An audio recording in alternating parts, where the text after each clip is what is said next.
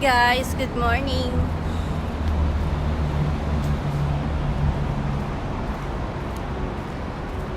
Late na ako bumaba para mag-walking.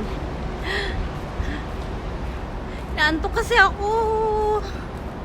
Hindi din ako makapag-work kasi inaantok ako. Kaya naisipan kong bumaba kahit mainit na. So, para mag-walking. Kasi pag nasa bahay lang ako matutulog, lalo lang akong lalaki. So, ayan guys. Mag-walking tayo saglit. Diba? Ang ganda ng bulaklak. Relief. Dito na ako sa Hong Kong nakakita ng mga hibiscus, yung gumamela.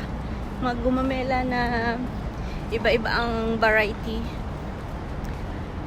Ayan guys, iba talaga pag lumabas ka. Sa bahay kasi boring, ako lang mag-isa. Kaya walang ang tahimik. Tapos pag maaga pa pero inaantok ka na ba? Kaya yun. Kaya labas-labas